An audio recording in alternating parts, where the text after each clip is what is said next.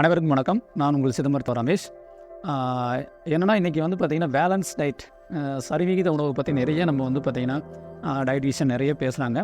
நம்ம பேசும்பொழுது வந்து பார்த்திங்கன்னா நம்ம நாட்டில் அதே மாதிரி பார்த்திங்கன்னா நம்ம தமிழ்நாட்டில், தென்னிந்தியாவில், இந்தியா அளவில் வந்து நம்மளுடைய உணவு முறை வந்து எந்த மாதிரி இருக்குது அப்படின்னு பார்க்கும்பொழுது, குறிப்பாக நம்மளுடைய தமிழ்நாட்டில் வந்து நம்மளுடைய நாகரிகங்கிறது வந்து ரொம்ப வந்து பழமையானது. நம்மளுடைய டயட் பூரா மேக்ஸிமம் பார்த்திங்கன்னா நம்மளுடைய டயட் வந்து பேலன்ஸ் டயட், இந்த சரிவிகித உணவாக தான் இருக்குது. பொதுவாக பார்த்திங்கன்னா நம்ம பால் மோர் எடுத்துக்கிறோம், அது வந்து நம்ம ப்ரோட்டீன் ஆச்சு. கார்போஹைட்ரேட் அரிசி எடுத்துக்கும்போது நம்ம வந்து பார்த்திங்கன்னா அது வந்து கார்போஹைட்ரேட் ஆச்சு, ஓகேங்களா. அதேமாதிரி பருப்பு வகைகள் நம்ம அதிகம் சேர்த்துக்கிறோம். அப்புறம் கீரை வகைகள் வந்து விட்டமின்ஸு, மினரல்ஸு, ஃபைபர்ஸ் கண்டென்ட்ஸ் எல்லாம் இருக்கும். அதேமாதிரி நம்ம வந்து பார்த்திங்கன்னா நம்ம ஆயில் எடுத்துக்கிறோம், கடலெண்ணெய், நல்லெண்ணெய், அதெல்லாம் பார்த்திங்கன்னா நம்ம அசைவ உணவுகள் எடுக்கும் பொழுது நமக்கு தேவையான என்னது ஃபேட் கிடைக்கிது.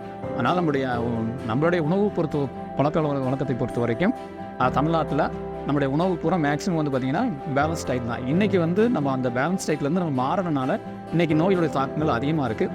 அதனால் நம்ம மக்கள்கிட்ட நம்ம சொல்கிற ஒரே விஷயம் என்னென்னா, நம்மளுடைய பாரம்பரிய உணவு வழக்க முறையை நம்ம வந்து கடைபிடித்தால் மட்டும்தான் இன்றைக்கி நோய் இல்லாமல் வாழ்வதற்கு ஒரு நல்ல வழிவகை செய்யும். அதனால் நீங்கள் வந்து பாரம்பரிய உணவு வகையில் வந்து நீங்கள் கண்டிப்பாக நான் இப்போ இருக்கிற ஜென்ரேஷனுக்கும் வர தலைமுறைக்கு வந்து நீங்கள் வந்து பழக்கப்படுத்தும் பொழுது நோய் இல்லாமல் வாழ்வதற்கு ஒரு நல்ல வழிமுறையாக இருக்குங்கிறத கேட்டுக்கொள்கிறேன்.